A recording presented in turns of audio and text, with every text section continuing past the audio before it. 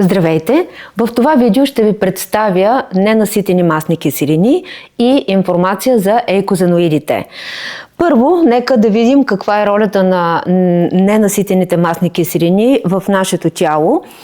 По принцип, като номенклатура, наситени означава, че няма вътре двойни връзки, т.е. всичките връзки са прости, а ненаситени означава, че има една или повече двойни връзки. Може да бъдат мононенаситени, т.е. една двойна връзка, или полиненаситени с повече двойни връзки. Наличието на ненаситени масни киселини е необходимо заради двете позиции на фосфолипидите първа и втора, които се разполагат в клетъчните мембрани. Защото ако си спомняте видеото за фосфолипиди, в първа и втора позиция на техните структури трябва да има по една масна киселина. Като тя може да бъде наситена, може да бъде и ненаситена. Колкото повече ненаситени масни киселини има, толкова те осигуряват възможност за гъвкавост, пропускливост и течливост на мембраните. Защото мембраната е протекцията на клетката. Всичко зависи от нея, дали тя ще оживее или не. Ако тя се разрехави, ако тя се увеличи като пропускливост и започна да излизат през нея вещества, то това най-вероятно ще доведе до загиване на клетката.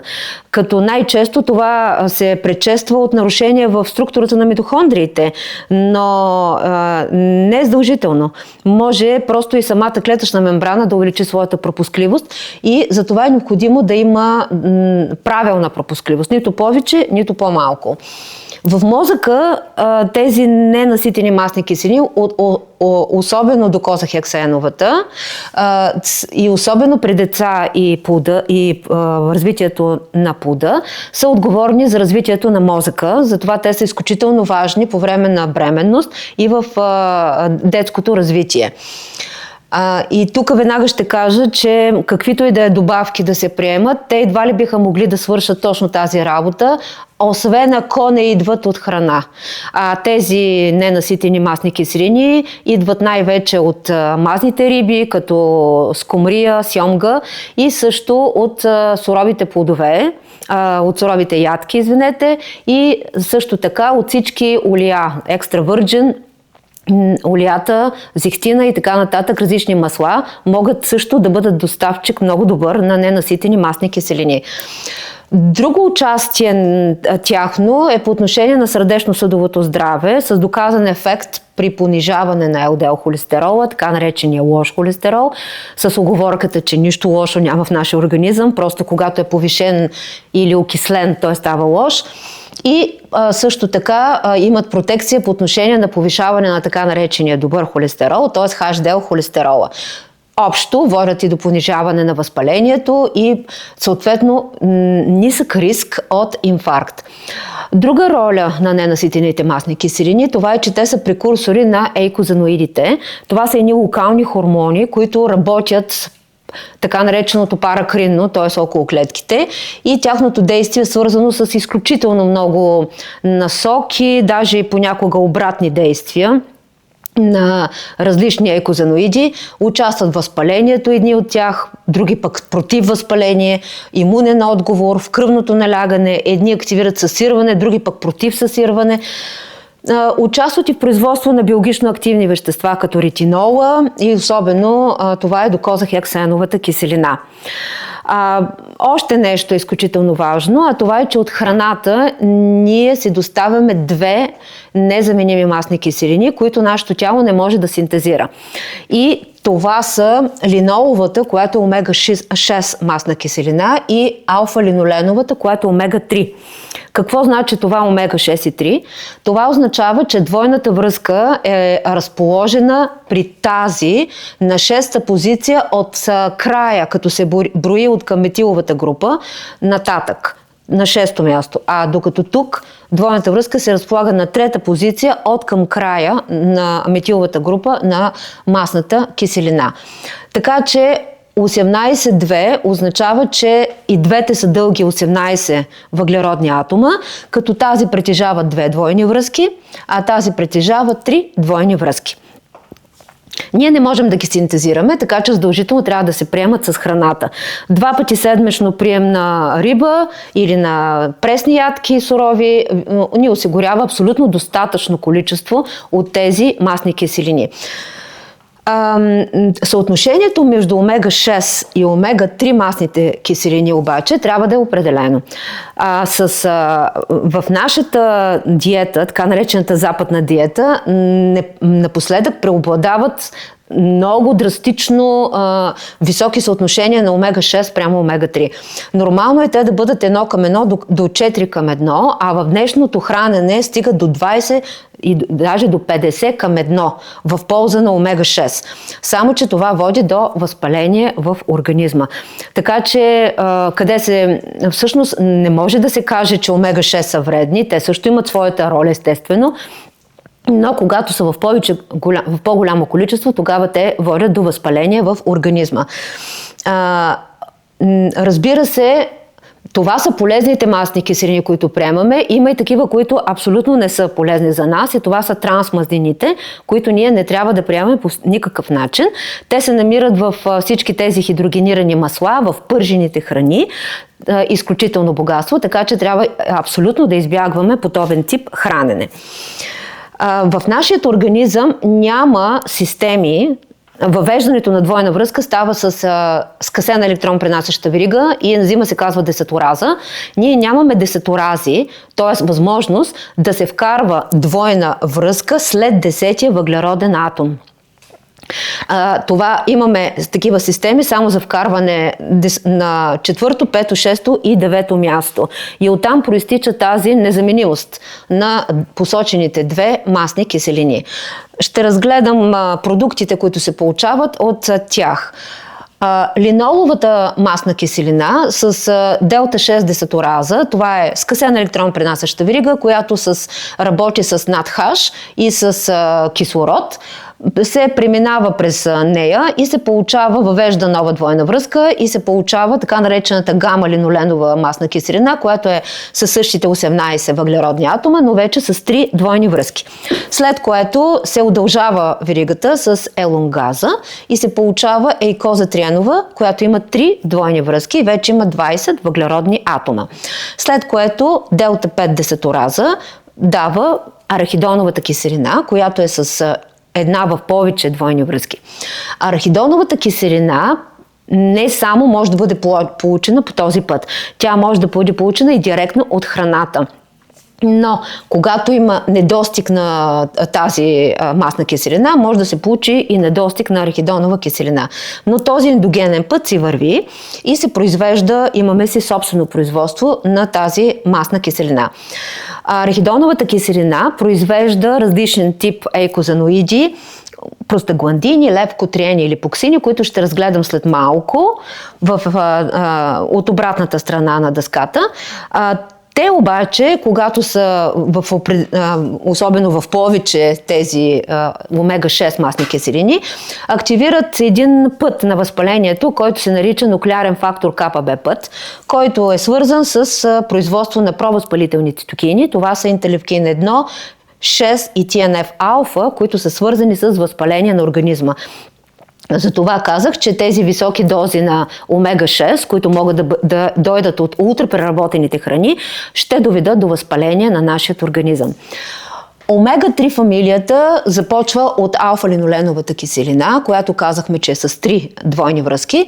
Изпуснала съм доста етапи, защото няма нужда от такова усложнение, а показвам двете основни масни киселини, които са продукти на омега-3 фамилията.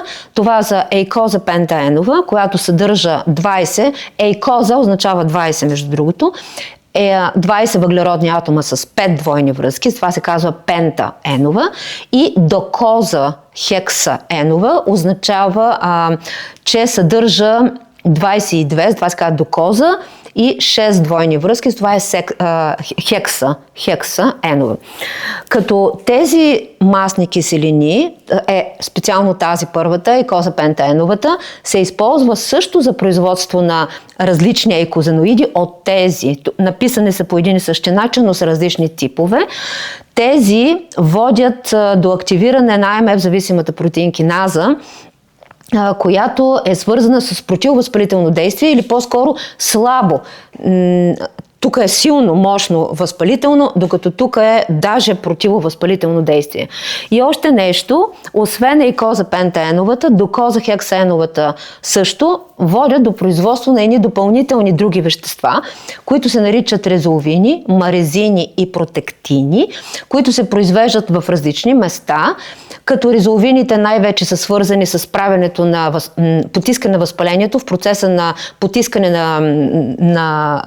като активират резолюцията на възпалението, т.е. възстановяването. Марезините се произвеждат от макрофагите и потискат възпалението, а протектините са свързани с протекция на определени структури в мозъка и особено в ретината. Сега ще обърна, за да видим производството на всички тези еикозаноиди от арахидоновата киселина. Арахидоновата киселина, освен по начина, по който видяхме преди малко, чрез храната, може да бъде получена и ендогенно в нашето тяло от мембранните фосфолипиди. Тоест, това е мембраната на клетката и това е двойния фосфолипиден слой, да си представим главичките с опашчиците. И от определени фосфолипиди с действието на фосфолипаза А2 се получават два продукта. Единият е арахидоновата киселина, която се отделя от втора позиция на фосфолипида, тъй като действа А2, и остатъка се нарича лизофосфолипид. Като точно това действие на фосфолипаза А2 се активира от адреналина и тромбина, а се инхибира от кортикостероидите. Затова лечението с глюкокортикоиди действа точно по този начин, като се в зависимост от клетките, които се получават, се потискат различни еикозаноиди от тези, които виждате на дъската. Арахидоновата киселина след това се подлага на 3 вида реакции. Първият ензим нарича се 15-липооксигеназа, води до получаването на продукти, наречени липоксини. Това са липоксини А4, Б4, С4, Д4, Е4, като цифричката означава на въведените двойни връзки колко са. Тези съединения имат противовъзпалително действие, активират резолюцията на възпалението.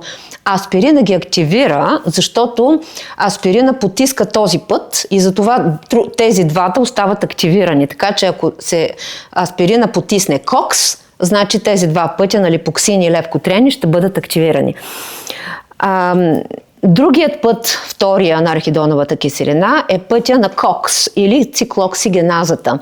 Циклоксигеназата има различни изоформи, изоформата 1 и 2, като 2 е ендоцируемата, т.е. тя се активира в определени условия, а КОКС-1 е конститутивен ензим, т.е. той е винаги активен. И с помощта на кислород се получава простагландин Ж2, това е първия продукт от арахидоновата киселина. Този процес на КОКС, този ензим, може да бъде блокиран от нестероидните противовъзпалителни средства и аспирина включително, като аспирина действа тук като необратим инхибитор. Той всъщност ацетилира КОКС. Знаете, че се стои аспирина ацетилсалицилова киселина, така че ацетиловата част се закрепва с ковалентна връзка за ензима и блокира изцяло неговото действие. Докато ибупрофена има по-различно действие, той влиза в активния център на ензима и блокира действието и свързването с субстрата. Тоест по различен механизъм блокират КОКС. След което следва ензима пероксидаза, който работи с глутатион. Получава се окислен глутатион и се получава простагландин H2. След което 3 варианта да се получат различни видове еикозаноиди. Може да се получат простагландини, наричат се така, защото първо са открити в простатата, но после се установява, че абсолютно във всички клетки могат да се синтезират. Отново различни варианти на простагландини. Тромбоксани, различни варианти също, като тук мога да дам пример поне с един от тях. Това е, че тромбоксан А2 активира агрегацията. Той е най-мощният агрегант на тромбоцитите. И третия вариант от H2 са така наречените простациклини, които са простагладин И2 и И3, като И2 прави точно обратното на тромбоксан А2. Той абсолютно инхибира агрегацията на тромбоцитите. Простагландин 2 се образува в ендотелните клетки в изключително големи количества, а този се образува в тромбоцитите. Аспирина, както казах, този път на левкотриените ще бъде активиран.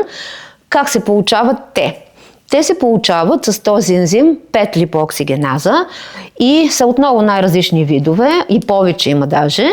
И те най-основно, някои от тях действат по отношение на контракцията на гладката мускулатура, като привличат неутрофили, т.е. активират възпалението по този начин и предизвикват бронхоспазъм, особено когато говорим за бял дроб. И това също активира и тези астматичните пристъпи също така. Така че действието тук се действа директно с преднизон, за да може да се инхибира фосфолипаза А2, за да не се получат левкотриени. А тази комбинация от левкотриени съставя така наречената бавно реагираща субстанция на анафилаксията. Има още доста информация за тях, но им доста още неясноти за тях, за всички тези еикозаноиди, защото те са огромна група от съединения, действащи локално и работещи чрез Ж-протеин свързани белтъци. Това е тяхното действие. Това беше всичко за незаменими аминокиселини и еикозаноиди.